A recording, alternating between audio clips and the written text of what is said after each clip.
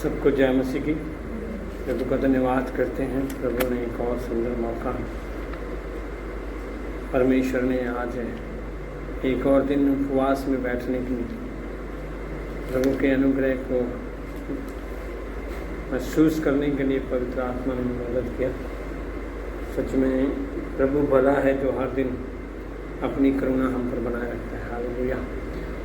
अभी हम जब इन दिनों में प्रभु की उपस्थिति में बैठे हैं, हम विश्वास करते हैं आज उपवास कई लोगों के लिए बड़ी बरकत का कारण लेकर आए। उपवास में बैठना हम अपने आप को प्रभु के अधीनता में लेकर आते हैं। और बाइबल क्या कहती है? पौलुस कहता है, मैं अपने शरीर को हर दिन मारता कूटता हूँ और परमेश्वर को आत्मा को के वश में लेकर आता हूँ। मतलब क्या है कि पौलुस ये कहना चाहता है कि मेरा शरीर मेरे लिए ज़रूरी नहीं है, मेरी आत्मा मेरे लिए ज़रूरी है।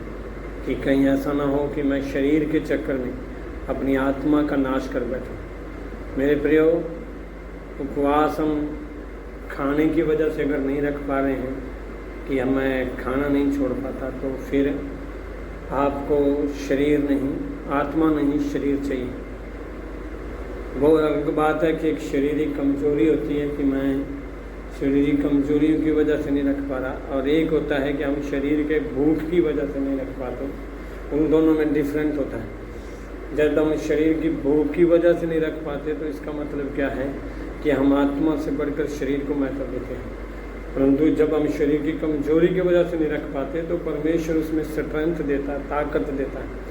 ये वचन को हम लोग बोलते बहुत बढ़िया है कि जो मुझे सामर्थ देता है उसमें मैं सब कुछ कर सकता हूँ। पर उससे पहले जो बात बोली है पौलुस ने कि वो मुझे हर दशा में कटना, बढ़ना, उठना, बैठना, चलना फिरना सब कुछ सिखाता है। मतलब भी वो हर परिस्थिति में उसका आत्मा मुझे सिखाता है। मेरे प्रियो, उपवास में आप बैठोगे तो परमेश्वर के और भी करीब आ सकोगे। मैं आपको हर दिन उपवास में इसलिए बोलता हूँ क्योंकि आप लोग, हम लोग ज़्यादा चरें उपवास इसलिए नहीं रखते क्योंकि हमें लगता है कि खाना बड़ा ज़रूरी है। कहाँ बाइबल में लिखा है क्या परमेश्वर अपने बच्चों को भूखा देख सकता है? मेरे प्रियो, हम लोग इस वहम में ना चलें कि परमेश्वर अपने बच्चों को भूखा नहीं दे सकता। जब हम परमेश्वर के करीब जाते हैं, हम उपवास रखते हैं, भूखे बैठते हैं, तो ये बात प्रूफ करते हैं कि मेरे को मेरा शरीर नहीं, मेरे को मेरा परमेश्वर चाहिए। इसलिए मैंने पिछली बार भी बताया था कि उपवास क्या है। उपवास के दिन जब हम उपवास रखते हैं तो युद्ध हमारा नहीं रह जाता, युद्ध परमेश्वर का हो जाता है। हालेलुया। इसलिए उपवास रखना बहुत ज़रूरी है। उसके सम्मुख उपवास में बैठें और प्रभु आप लोगों को बहुत ब्लेस करे। मेरे प्रियो, हम लोग पिछले दिनों से यूहन्ना रचित सुसमाचार सीख रहे हैं। मैं विश्वास करता हूँ आप लोगों को आशीषित हो रहे हो, बहुत अच्छा सीख रहे हो। कई लोग कमेंट करते हैं, कई लोग बताते हैं कि हम लोगों को समझ में आ रहा है। पर मैं आपको ये कहना चाहता हूँ कि ये स्टडी, बाइबल स्टडी हमारे लिए एक ज्ञान ना होने पाए। अगर आप लोग उसको ज्ञान के तरीके से समझ रहे हो तो वो आपके लिए कोई फ़ायदेमंद नहीं है। वो ज्ञान आज भी अधूरा है, वो आज भी ख़त्म हो सकता है, कल भी ख़त्म हो सकता है। पर अगर आप इसे प्रकाशन के लिए सुन रहे हो, या मतलब भी अपने जीवन को बदलने के लिए, या अपने जीवन में एक नया मतलब भी परमेश्वर के आशीष को देखने के लिए आप लोग सुन रहे हो, तो मैं कहता हूँ आप लोग धन्य लोग हो, परमेश्वर का धन्यवाद हो। क्योंकि ज्ञान, ये बाइबल एक ज्ञान नहीं है, ये एक बाइबल एक प्रकाशन है जो हमारे जीवन को बदलता है, हमें बदलता है, हमारे परिवार को बदलता है, हमारे रिश्तेदार, साख संबंधियों को बदलता है। अगर ये बाइबल आपको बदल नहीं पा रही है, ये अध्याय आपको बदल नहीं पा रहे हैं, आपको कुछ समझा नहीं पा रहे हैं, आपके जीवन में कुछ कार्य नहीं कर पा रहे हैं, तो मेरे प्रियो, मैं ये कहना चाहूँगा कि आप अभी तक बाइबल के ज्ञान को ले रहे हो, ना कि उसके प्रकाशन में चल रहे हैं। इसलिए उपवास के साथ बैठो, आपका ज्ञान खत्म हो जाएगा। याद रखना है, उपवास की एक सबसे बड़ी ताकत क्या होती है पता है? जब भी हम उपवास में बैठते हैं ना, हम इसमें खाना छोड़ के परमेश्वर के सामने बैठते हैं, तो हमारा शरीर के कोई भी अंग के अंदर ताकत नहीं होती कि हम लोग कुछ अपना इम्प्रूवमेंट कर सकें। परंतु जब हम उपवास में बैठते हैं तो पूर्ण रीति से पवित्र आत्मा हमें अपने नियंत्रण में लेकर है, हमारे माइंड में, सोच में, विचारों में, बोलों में, कामों में हम उसके वचन को बोलते हैं। हमारा मन प्रार्थना करने को करता है, हमारा मन वचन पढ़ने को करता है, हमारा मन दूसरों के लिए प्रेयर करने के लिए करता है। परंतु जब हम शरीर में होते हैं, हमारा शरीर हमें अगुवाई नहीं करता कि हम अपने लिए प्रार्थना कर पाएँ, दूसरों के लिए तो बड़ी मुश्किल है। तो मेरे प्रियो, इसलिए बाइबल को शरीर के अनुसार ज्ञान पाने के लिए मत पढ़ें वचनों को, और जब भी पढ़ें, जब भी सुने, तो अपने जीवन में एक नया खुला मन रखें परमेश्वर के लिए, कि जब वो आपके अंदर आए तो आपसे बात करने पाए। हालेलुया, प्रभु का धन्यवाद करते हैं। ये पिछले 13 अध्याय हमने सीखे हैं। 12 अध्याय तक मैंने आपको बताया था कि एक प्रभु यीशु की एक मतलब एक सार्वजनिक सेवकाई खत्म होगी 12 अध्याय में। मतलब एक प्रैक्टिकल लाइफ जो मतलब सार्वजनिक अगर बताऊं मैं, तो जो यीशु मसीह का पृथ्वी पर जो काम था वो प्रभु यीशु मसीह का खत्म हो गया था। अब जो यीशु मसीह स्वर्ग की ओर जाने की तैयारी कर रहा है, मतलब क्रूस की ओर जाने की तैयारी कर रहे हैं, तो वो 12वें अध्याय से हम लोग देखते हैं। 13वें अध्याय के अंदर उसका एक पॉइंट आगे बढ़ जाता है, जो उसका चेला जिसका नाम यहूदा इस्करियोती है, उसको वो अलग करना चाहता है, इसलिए उसने प्रभु भोज लिया। और प्रभु भोज के बाद उसने चुनाव किया कि कौन मुझे पकड़वाएगा, कौन मुझे ठुकराएगा। तो जब उसने चुनाव किया तो एक चेला यहूदा इस्करियोती को उसने अलग कर दिया, क्योंकि वो उस शिक्षा में शामिल नहीं था। अगर वो शामिल होता तो शायद वो अंत तक उसको पकड़े रहता, परंतु वो शिक्षा, क्योंकि यीशु को पता था कि ये पक्का वापस मुड़ के नहीं आने वाला है, इसलिए उसने उसको पहले ही अलग कर दिया। अब 14वां अध्याय क्या बात बताता है। 14वां अध्याय बाइबल का एक बहुत ही प्रसिद्ध और प्रेरणादायक जगह है, जहाँ पर यीशु मसीह और उसके चेले हैं बस, और कोई तीसरा बंदा नहीं है। मतलब भी ना तो पब्लिक वाले लोग हैं, क्योंकि ऑलरेडी उसकी पब्लिक मिनिस्ट्री ख़त्म हो चुकी है, ना कोई मतलब भी कोई फरीसी लोग हैं, क्योंकि फरीसी लोग उसको पकड़ने की तैयारी में बैठे हैं। सिर्फ इस वक्त यीशु मसीह और उसके चेले हैं, जबकि चेलों को यीशु मसीह जब दोबारा आगमन के आने की, जब उनको पवित्र आत्मा के बारे में शिक्षा देने की बात कराए, उस वक्त उसके सामने सिर्फ वो चेले हैं और ये हैं। और वो एक ऐसी जगह है जहाँ पर यीशु मसीह, जहाँ पर मतलब भी वो कोई एक आराधनालय नहीं है, वो कोई एक घर नहीं है, मतलब एक ऐसी जगह है खुल्लम खुली, जहाँ पर सिर्फ यीशु और उसके चेले जानते हैं, न कि फरीसी लोग भी। क्योंकि यीशु मसीह उस वक्त सिर्फ अपने चेलों को ये बताना चाहता था कि ये आना चीज़ें नॉर्मल है, पर उसके लिए तुम लोग तैयार करो। क्योंकि चेले लोग भी उस वक्त डरे हुए थे, व्याकुल थे, चिंतित थे, कि उन्हें लग रहा था कि मतलब भी अब यीशु मसीह को तो उन्होंने एक राजा बना के समझ लिया था, उन्होंने भी सोच लिया था, चेलों ने भी सोच लिया था कि यीशु मसीह हमेशा हमारे बीच में रहेगा। पर यीशु मसीह उनको क्या बता रहा है कि तुम, मतलब भी उनको ये बताना चाहता था कि मेरा राज्य यहाँ का नहीं है। अगर मेरा राज्य यहाँ का होता तो तुम लोग मेरे लिए लड़ते, परंतु मेरा राज्य स्वर्ग का है। मैं आप लोगों को यहाँ पर आया हूँ, लोगों को तैयार करने के लिए, तो सिर्फ इस पृथ्वी के लिए नहीं मैं तैयार करने के लिए आया, मैं स्वर्ग के लिए तैयार करने के लिए। वो बात चेलों के मन में डालना चाहता था। अब दूसरी बात है कि जब हमारे मन में ये सवाल चल रहा हो कि मेरे को पृथ्वी पर ही आशीष देखनी है, तो हमें कोई कितना मर्जी समझा ले, हमारे पल्ले नहीं पड़ता। अब यीशु मसीह जो चेलों को समझाने जा रहा था, चेले व्याकुल थे। चेले बाहर से तो ठीक लग रहा था उनको, पर अंदर से वो व्याकुल थे, दुखी थे, परेशान थे। इसलिए यीशु मसीह 14 अध्याय में क्या कहता है शुरू में, तुम्हारा मन व्याकुल ना हो, परमेश्वर पर विश्वास रखो और मुझ पर भी विश्वास रखो। मतलब भी यीशु मसीह 14वें अध्याय में यीशु मसीह अपनी मृत्यु से पहले किनको ढांढस बना रहा है? चेलों को ढांढस बना रहा है। सोच लो, जिसकी मृत्यु हो रही है ढांढस उसको बांधना चाहिए, पर वो दूसरों को ढांढस बना रहा है। इसका मतलब भी उसकी मृत्यु हो नहीं रही, वो मृत्यु के रास्ते पर खुद जा रहा है। अब वो चेलों को क्या कह रहा है? तुम्हारा मन व्याकुल ना हो,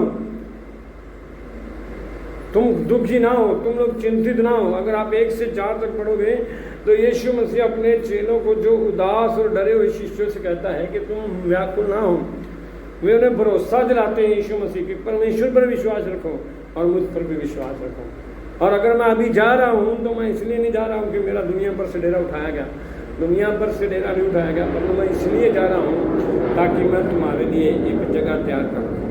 याद रखना, प्रेरितों के काम 1:6-7 में लिखा है कि वो बोल रहे हैं कि तू इजराइल को राज्य कब देगा। याद रखना, जो चेले लोग थे उनके माइंड में क्या बैठा हुआ था जब तक पवित्र आत्मा नहीं मिल रहा, उनके लिए बैठा हुआ था कि ये इजराइल में राज्य करेगा। उनको ये था कि ये पृथ्वी पर राज्य करेगा। याद रखना, जब तक पवित्र आत्मा आपके अंदर नहीं आएगा ना, तब तक आप दुनिया की बातों में मान रहोगे, न कि स्वर्ग की बातों। यीशु मसीह उनको पवित्र आत्मा की शिक्षा इसलिए देना चाहता था क्योंकि वो उनको बताना चाहता था कि तुम्हारा राज्य पृथ्वी का नहीं है, तुम्हारा राज्य स्वर्ग। आज ज़्यादातर मसीह लोग क्यों व्याकुल होते हैं, क्यों परेशान होते हैं? ऑलरेडी प्रभु यीशु ने उनको सब कुछ दिया हुआ है, फिर भी उनका ध्यान पृथ्वी की बातों पर लगा रहता है, पृथ्वी के कामों की ओर लगा रहता है, पृथ्वी की बातों में परेशान रहता है। इसलिए चेले भी उसी वक्त इसीलिए हाथ में थे, उनका भी ध्यान पृथ्वी की ओर।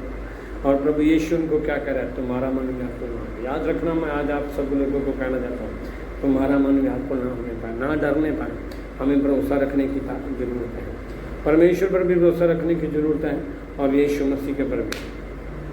फिर क्या कहता है, और उन पर विश्वास रखें क्योंकि मैं तुम्हारे लिए जगह तैयार करूँगा। कौन सी जगह?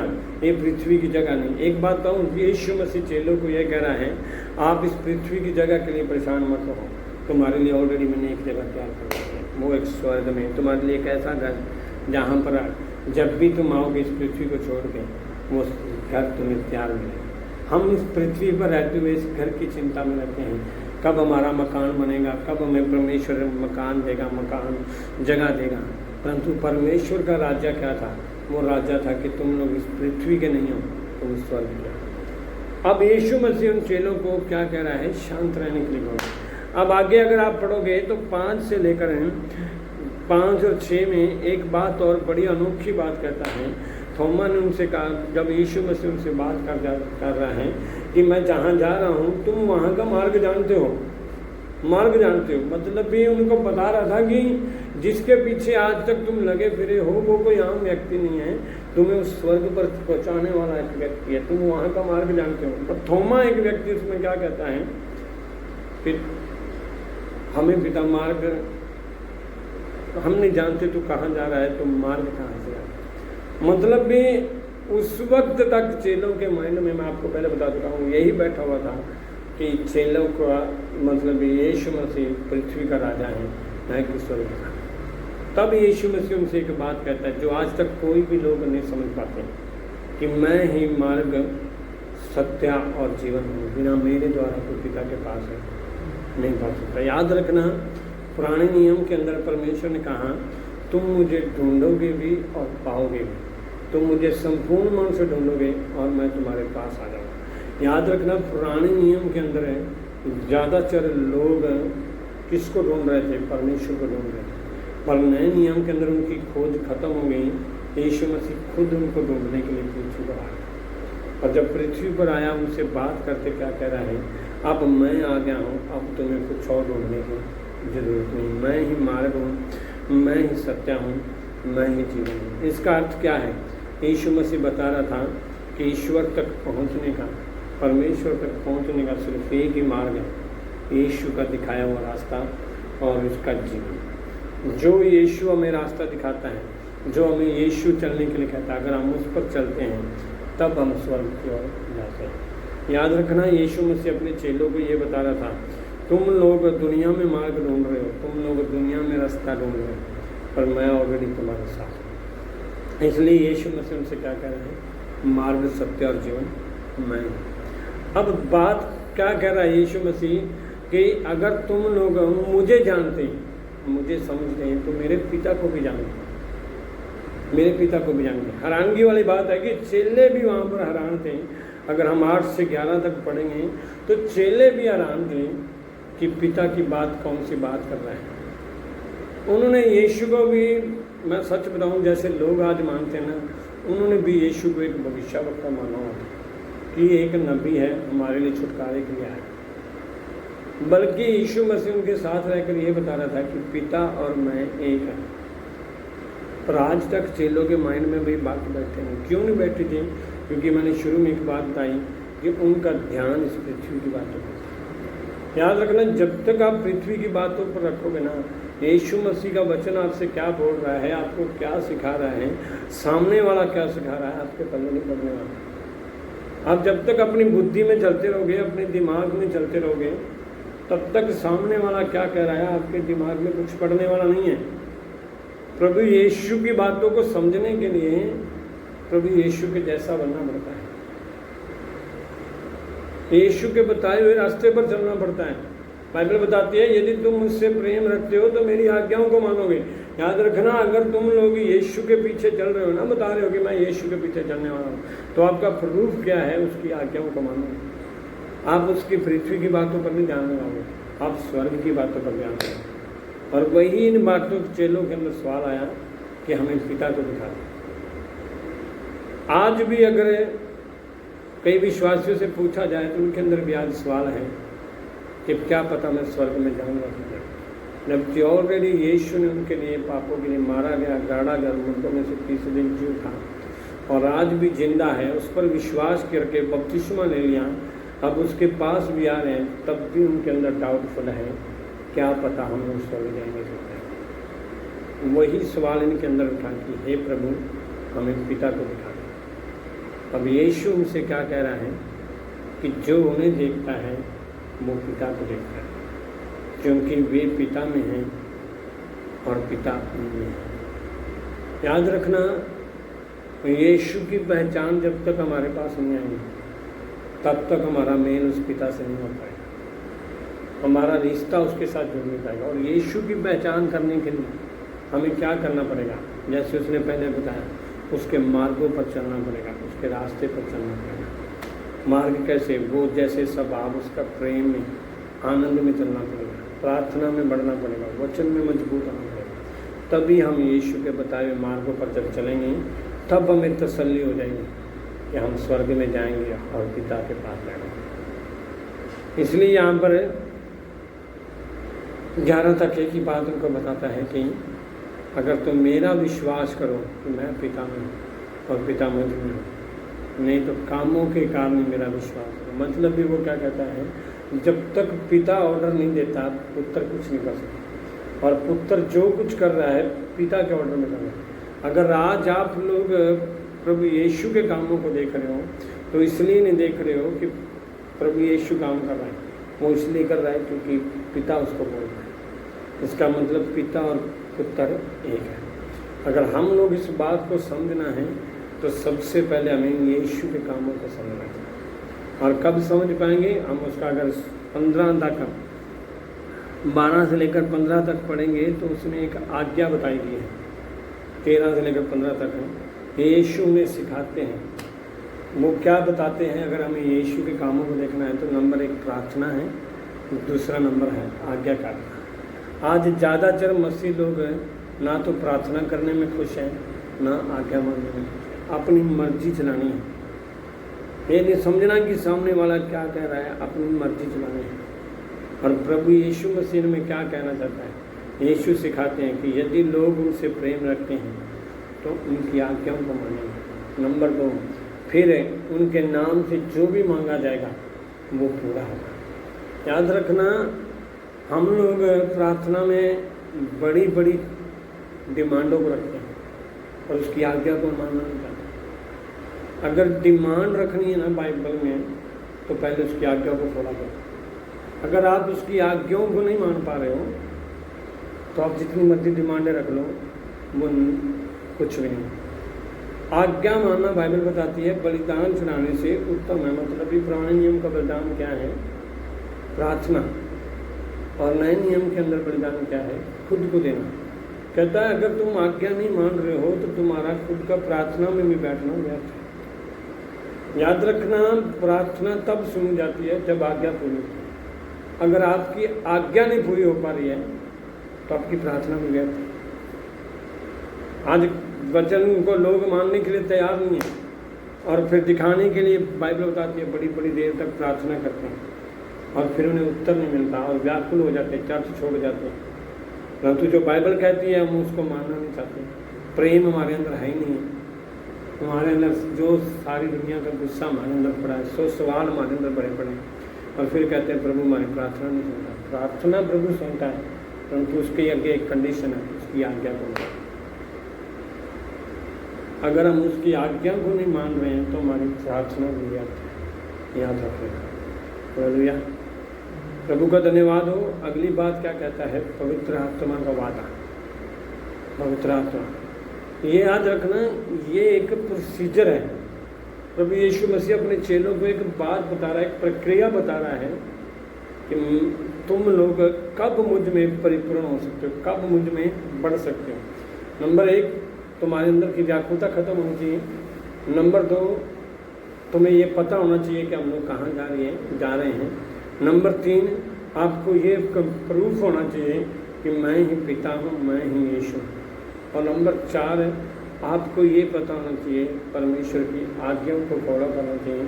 और नंबर 5, प्रार्थना करने वाले होंगे। जब ये प्रार्थना करने वाले होंगे तभी वो पवित्र आत्मा आप लोगों के ऊपर आएगा। और जब पवित्र आत्मा आएगा तब तुम अकेले नहीं होंगे। फिर वो कहता है कि तुम अनाथ नहीं होंगे, फिर तुम व्याकुल नहीं होंगे, तुम चिंतित नहीं। पवित्र आत्मा, यीशु मसीह चेलों को पवित्र आत्मा के बारे में क्यों बता रहा था? वो उनको ये इसलिए बता रहा था ताकि जब मैं दूर चला जाऊं तो तुम अपने आप को अकेला महसूस नहीं, तुम अपने आप को परेशान महसूस नहीं। याद रखना, पवित्र आत्मा की प्रूफनेस क्या है पता है? नंबर 1, आप कभी अपने आप को अकेला महसूस नहीं करोगे। नंबर 2, पवित्र आत्मा के साथ होने का मतलब क्या है? आपके अंदर एक शांति रहे। अगर आप अकेला महसूस कर रहे हो, अगर आप अपने आप को डरे हुए महसूस कर रहे हो, अगर आपके अंदर कोई शांति नहीं है, तो मैं कहता हूँ आपको पवित्र आत्मा की जरूरत है। पवित्र आत्मा की जरूरत है। पवित्र आत्मा की जरूरत क्यों है? ताकि आप यीशु के समान कार्य कर सकें। याद रखना, इस अध्याय के अंदर यीशु मसीह ने सबसे पहले चेलों को ढांढस बताया है। नंबर 2, उनको शांत रहने का वादा किया। और नंबर 3, स्वर्ग जाने का वादा। अगर आपका अंदर ढांढस नहीं है, आपका मन व्याकुल है, तो आपके अंदर शांति खत्म। अगर आपकी शांति खत्म तो आप कभी स्वर्ग जा नहीं पाओगे। 14वें अध्याय के अंदर यीशु मसीह अपने चेलों को यह बताना चाहता है कि तुम्हारा मन कभी व्याकुल नहीं होना चाहिए, दुखी नहीं होना चाहिए। क्यों नहीं दुखी होना चाहिए? क्योंकि तुम इस पृथ्वी के नहीं हो, तुम स्वर्ग के हो। मैं आज आपको एक बात बताऊं, मसीह जीवन में अगर हमारे अंदर खुशी पानी है ना, मसीह जीवन में मैं आपको एक बता दूं क्लियर तो आपको पृथ्वी को छोड़ना पड़ेगा, स्वर्ग की ओर जाना पड़ेगा। क्योंकि पृथ्वी की कोई भी बात आपको आनंद नहीं दे सकती, पृथ्वी का कोई भी काम आपको खुशी नहीं दे सकता। अगर पृथ्वी के अंदर आपको एक चीज़ की ज़रूरत है ना, मेरे को आज जैसे बाइक की ज़रूरत है, कल को अगर मेरे को बाइक मिल गई ना, तो पृथ्वी के अंदर मेरे को और चीज़ की ज़रूरत क्या होगी? ये पृथ्वी के अंदर रहकर आप अपने मन को कभी शांत नहीं कर सकते। आज बड़े से बड़ा व्यक्ति भी पृथ्वी के अंदर दुखी है, पर अगर जिन्होंने यीशु को जान लिया, यीशु के राज्य को पहचान लिया, वो गरीब से गरीब बंदा भी आनंदित है, क्योंकि उन्होंने यीशु की बातों को समझ पा रहे हैं। याद रखना, यीशु का पास आने का मतलब ये नहीं है कि आपके पास गाड़ी होगी, बंगला होगा, सब कुछ देगा। उससे पहले आपके अंदर एक शांति देगा, उससे पहले आपके अंदर वो पवित्र आत्मा देगा, उससे पहले आपके अंदर को मन को शांत करेगा। अगर आपके अंदर ये तीनों चीज़ें नहीं आ रही हैं और ध्यान आपका पैसों की ओर है, तो मैं खुल के कहना चाहता हूँ, आज भी आप प्रभु से कम दुनिया से ज़्यादा लगाव रखते हैं। क्योंकि प्रभु यीशु के पास आना, अपने आप को स्वर्ग के लिए तैयार करना। याद रखना, प्रभु यीशु ने आपके लिए जान इसलिए नहीं दी कि आप अमीर हो जाओ। प्रभु यीशु ने आपके लिए जान इसलिए नहीं दी कि आप बीमारी से छुटकारा पा लो। प्रभु यीशु ने जान आपके लिए इसलिए नहीं दी कि आप चर्च में आके धनी बन जाओ। उसने जान आपके लिए इसलिए दी है ताकि आप परमेश्वर के साथ आपका सही रिश्ता बन जाए। जो पाप के कारण रिश्ता टूट गया था, वो रिश्ता दोबारा परमेश्वर के साथ। 14वें अध्याय के अंदर आपको अगर अपने दिल में ला बात रखेंगे, नंबर 1 व्याकुलता को खत्म करना, नंबर 2 अपने अंदर शांति को बनाना, नंबर 3 आपको स्वर्ग की ओर ध्यान करना। यीशु का चेलों को अलग लेकर जाने का कारण ये था कि दुनिया से अलग होने का कारण यही होता है। जब आप दुनिया से अलग हो जाते हो तो आप शांति में रहोगे, आप ढांढस में रहोगे, आप स्वर्ग के लिए तैयार रहोगे। जब तक आप दुनिया में हो, चेले जब तक दुनिया में हैं, यीशु मसीह, मैंने आपको शुरू में एक बात बताई, यीशु मसीह ना कोई आराधनालय में बात कर रहा है, ना किसी घर में बात कर रहा है, वो एक ऐसी सुनसान जगह में बात कर रहा है जहाँ पर यीशु मसीह उनको एक बात बताना चाहता है कि तुम्हारी लाइफ दुनिया नहीं है, तुम्हारी लाइफ ये है। मैं भी इस पृथ्वी पर आया हूँ तो मैं अपने लिए जगह तैयार करने के लिए नहीं आया, मैं तुम्हारे लिए जगह तैयार करने के लिए आया। वो पृथ्वी पर कह रहा है मैं इसलिए आया हूँ ताकि मैं तुम्हारे लिए जान देकर, तुम लोग जो पाप के कारण भटके हुए, तुम लोग जो आज भी परमेश्वर से दूर हो, इतने मंदिरों में जाते हो, इतनी पूजा वहाँ करते हो, फिर भी आज तक तुम्हारा मन व्याकुल है, चिंतित है, तो कहता है मैं आया हूँ तुम्हारे लिए जीवन देने के लिए, बहुत आयात का जीवन देने। मेरे प्रियो, मैं आज आपको इस अध्याय के द्वारा ये कहना चाहता हूँ, प्रभु यीशु ने कहा कि मैं तुम्हारे लिए इसलिए आया हूँ तुम्हारे पास है ताकि संसार जाने कि मैं पिता से प्रेम रखता हूँ।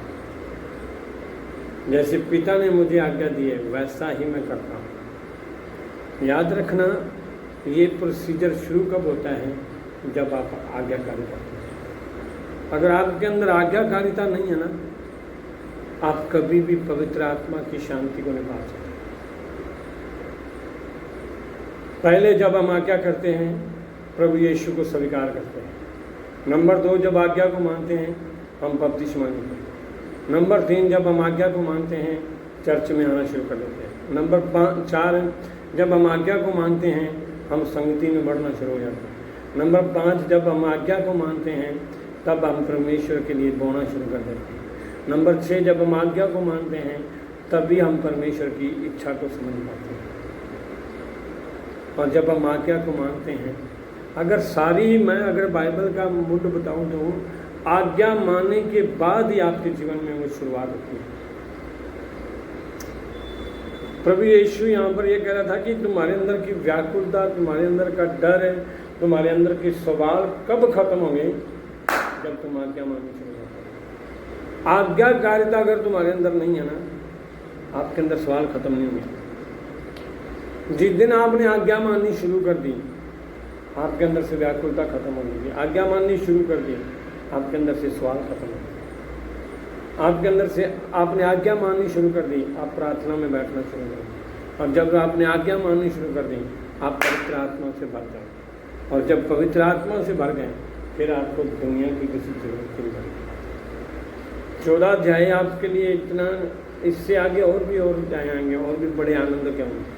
पर यह अध्याय इसलिए है कि आप आज्ञाकारिता में चलो, ताकि आप पवित्र आत्मा का आनंद उठा सकें। ये 14वां अध्याय हमारे लिए एक बड़ी आशीष का कारण है।